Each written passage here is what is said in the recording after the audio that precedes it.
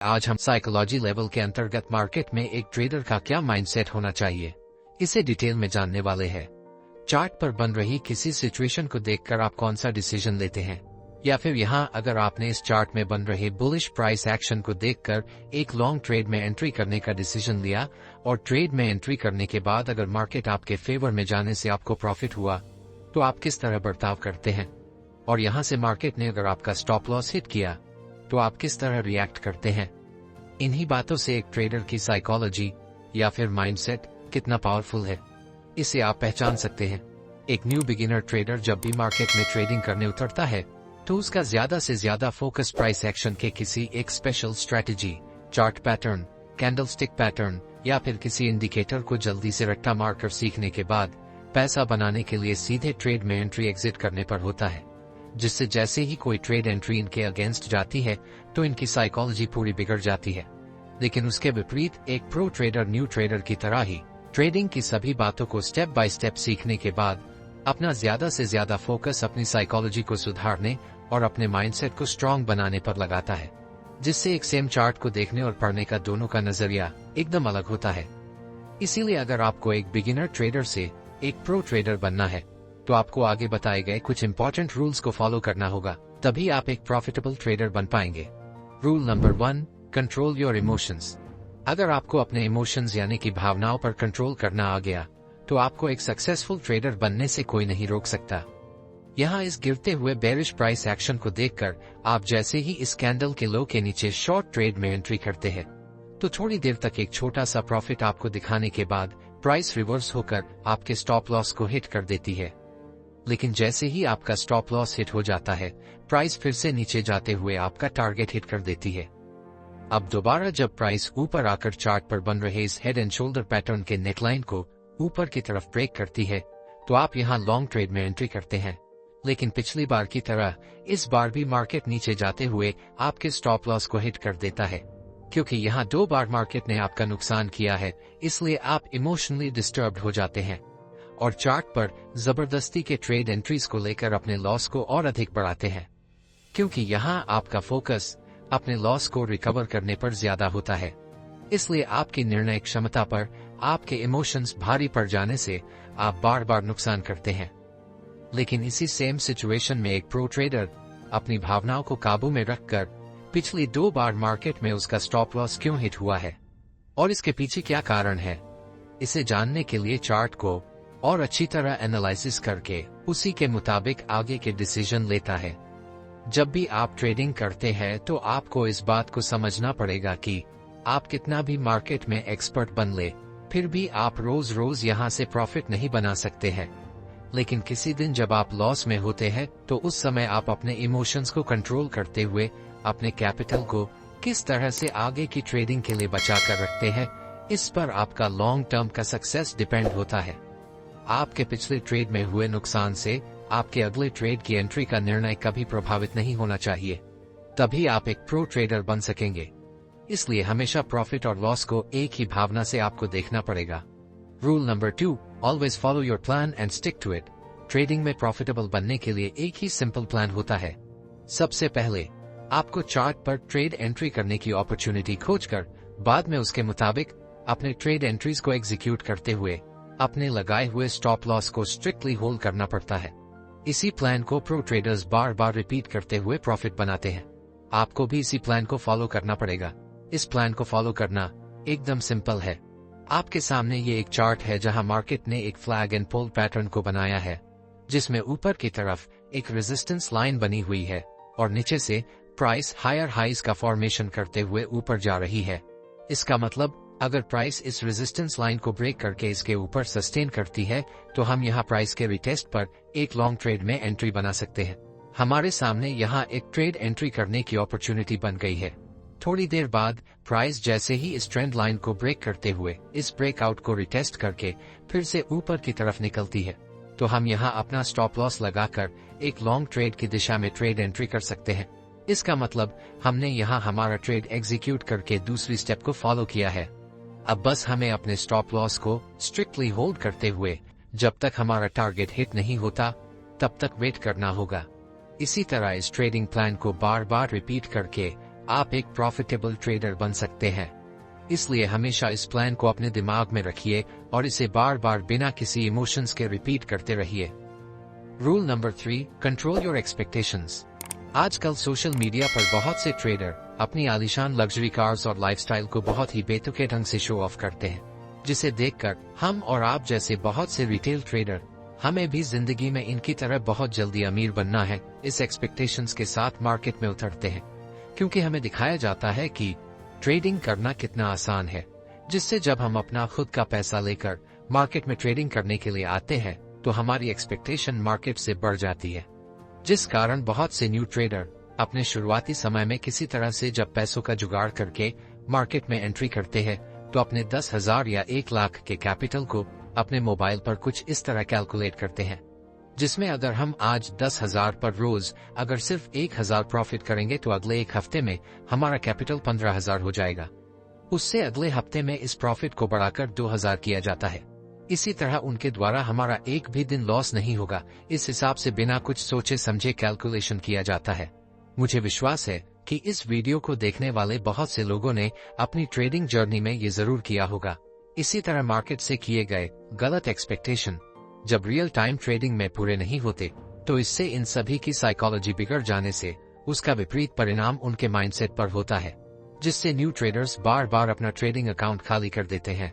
लेकिन एक pro trader market से कंसिस्टेंट ग्रोथ एक्सपेक्ट करता है, जिसमें उसका फोकस अपने कैपिटल को कम समय में डबल ट्रिपल करने के बजाय मार्केट के साथ चलते हुए छोटे छोटे रिटर्न्स को बनाने पर होता है, जिससे उनके द्वारा मार्केट से रियलिस्टिक एक्सपेक्टेशंस रखे जाने से उनका माइंडसेट उसी तरह का बन जाता है।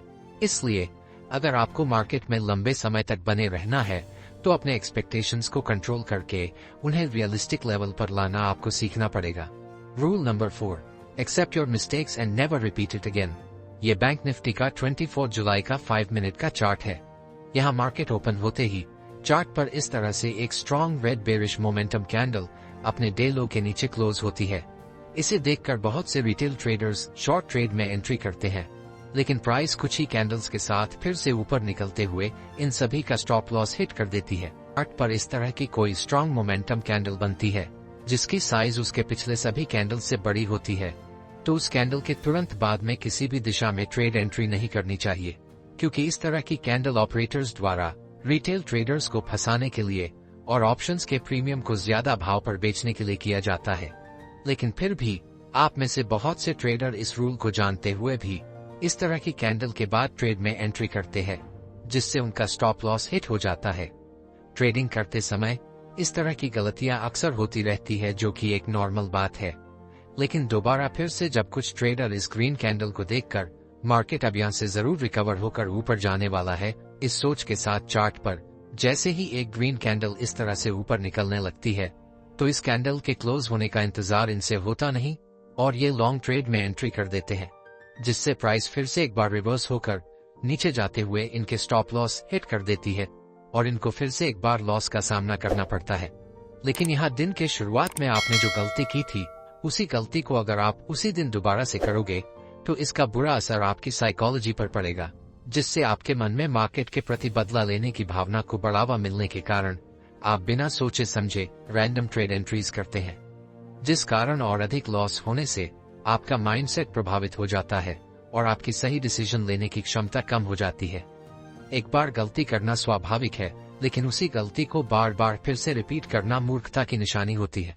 इसका मतलब आप मार्केट को एक बिजनेस की तरह न देखते हुए यहाँ सिर्फ गैम्बलिंग करके पैसा बनाने का माइंडसेट लेकर ट्रेडिंग कर रहे हैं। लेकिन एक प्रो ट्रेडर अपनी पुरानी गलती को कभी नहीं दोहराता, जिससे उसका माइंडसेट उसी तरह स्ट्रांग बनता है और उसकी ट्रेडिंग में हर दिन सुधार होता रहता है। इससे बचने के लिए आपको खुद की गलतियों को एक्सेप्ट करके उन्हें फिर से ना दोहराने की कोशिश करनी पड़ेगी, तभी आप एक प्रो ट्रेडर बन सकेंगे। रूल नंबर 5, रिजल्ट से ज्यादा प्रोसेस पर फोकस करें। ये बैंक निफ्टी का 24 जुलाई का 5 मिनट टाइम फ्रेम का चार्ट है। यहाँ मार्केट ओपन होते ही प्राइस बेरिश प्राइस एक्शन बनाते हुए नीचे आती है। कुछ देर तक यहाँ 51,000 के आसपास आकर थोड़ी देर तक यहाँ रुकने के बाद फिर से इस लेवल को एक स्ट्रॉन्ग बेरिश कैंडल के साथ ब्रेक करता है, तो बहुत से रिटेल ट्रेडर मार्केट फिर से अपना बेरिश ट्रेंड कंटिन्यू करेगा। इस उम्मीद के साथ इस ब्रेकडाउन कैंडल के ऊपर अपना स्टॉप लॉस लगाकर शॉर्ट ट्रेड में एंट्री करते हैं।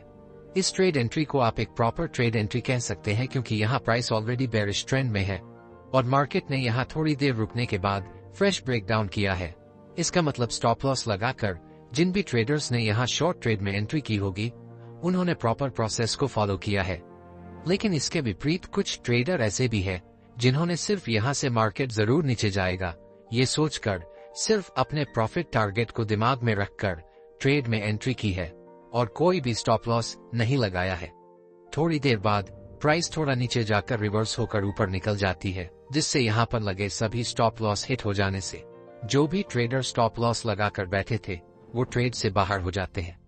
अब यहाँ पर जिन्होंने स्टॉप लॉस लगाकर एंट्री की थी उन्हें उनका कितना लॉस इस ट्रेड में होने वाला है ये पहले से पता था, इसलिए प्राइस जैसे ही उनके अगेंस्ट जाती है तो इससे उनकी साइकोलॉजी पर कोई विपरीत परिणाम नहीं होता क्योंकि उन्होंने अपना माइंडसेट इस लॉस के लिए पहले ही तैयार कर रखा था। मगर दूसरी तरफ जो भी रिटेल ट्रेडर्स यहाँ शॉर्ट ट्रेड में बिना किसी स्टॉप लॉस के एंट्री करके बैठे थे उन्हें किस जगह अपने लॉस को काटना है ये समझ ही नहीं आता, जिस कारण उनका लॉस बढ़ता ही जाता है। प्राइस को तेजी से ऊपर जाते हुए अपने बढ़ते लॉस को देखकर इनमें से कुछ पैनिक में आ जाते हैं और अपनी पोजीशन को मार्केट यहां से फिर से नीचे जरूर जाएगा इस उम्मीद में एवरेज डाउन करते रहते हैं, जिससे इनका लॉस और अधिक बड़ा बन जाता है, जिसका बुरा असर उनकी साइकोलॉजी पर होने के कारण उनका माइंडसेट बुरी तरह प्रभावित हो जाता है। इसलिए मार्केट में जो भी एक्सपीरियंस्ड प्रो ट्रेडर्स हैं वो हमेशा अपना फोकस प्रॉफिट टारगेट पर न रखते हुए ट्रेडिंग की सही प्रोसेस को फॉलो करने में लगाते हैं, जिससे ट्रेडिंग करते समय होने वाले प्रॉफिट एंड लॉस से उन्हें ज्यादा फर्क नहीं पड़ता है क्योंकि उन्हें इस बात का अंदाजा पहले से ही होता है कि उन्हें इस ट्रेड में कितना प्रॉफिट और कितना लॉस लेना है। इसलिए प्रॉफिट से ज्यादा ट्रेडिंग की सही प्रोसेस पर आपका फोकस होना चाहिए। Rule number 6, take a small break from trading. Trading पूरी तरह एक माइंडसेट और साइकोलॉजी का खेल है जिसमें आपको पूरी तरह एकाग्र होकर निर्णय लेने की आवश्यकता होती है। जब तक आप बिना डिस्ट्रैक्ट हुए एक स्ट्रॉन्ग माइंडसेट के साथ इसमें बने हुए हैं तब तक आपका लिया हुआ हर एक डिसीजन आपके फेवर में जाता है। लेकिन एक समय के बाद आपके सामने कुछ इस तरह की सिचुएशन बन जाती है जहां आपके ट्रेडिंग सेटअप में कोई खराबी नहीं होती, लेकिन कुछ कारणों से वो चाहे फिर आपकी फैमिली प्रॉब्लम हो या फिर किसी जॉब की टेंशन हो, इस तरह की बाहरी वजह से आपकी साइकोलॉजी पर बुरा असर होने के कारण आपके लाख कोशिश करने पर भी आपका माइंडसेट सही नहीं होने की वजह से आपके ट्रेड एंट्री और एग्जिट के डिसीजन बार बार चूक जाते हैं, जिससे होने वाले लॉस के कारण आप और अधिक डिस्टर्ब हो जाते हैं। इसमें आपकी ट्रेडिंग स्ट्रेटेजी का कोई भी दोष नहीं होता, लेकिन फिर भी बहुत से ट्रेडर अपनी पुरानी स्ट्रेटेजी को चेंज करके न्यू स्ट्रेटेजी के साथ ट्रेड करने की कोशिश करते हैं और फिर से फेल हो जाते हैं। इसलिए जब कभी आपके सामने इस तरह की सिचुएशन आए जहां आपकी ट्रेडिंग स्ट्रेटेजी तो सही है लेकिन फिर भी आप सही निर्णय लेने में असहाय हो जाए, तो उस वक्त कुछ दिन के लिए अपनी ट्रेडिंग से दूर होकर अपनी साइकोलॉजी को ठीक करने की कोशिश जरूर करनी चाहिए, क्योंकि स्टॉक मार्केट बरसों से चला आ रहा है और ये इसी तरह सालों साल आगे चलता जाने वाला है। इसीलिए अगर आप कुछ दिन के लिए थोड़ा ब्रेक लेंगे तो इसमें आपका कोई नुकसान नहीं होगा। इसलिए समय समय पर अपने आप को रीस्टार्ट मोड में डालकर एक बार फिर से नए जोश और माइंडसेट के साथ ट्रेडिंग में उतरना एक समझदारी वाला फैसला माना जाता है। इसी तरह के कुछ सिंपल टेक्निक्स को आजमाकर आप अपने माइंडसेट को ट्रेडिंग में प्रो ट्रेडर्स की तरह बना सकते हैं। अगर आपको हमारा ये वीडियो अच्छा लगा तो वीडियो को लाइक और चैनल को सब्सक्राइब जरूर करें। धन्यवाद।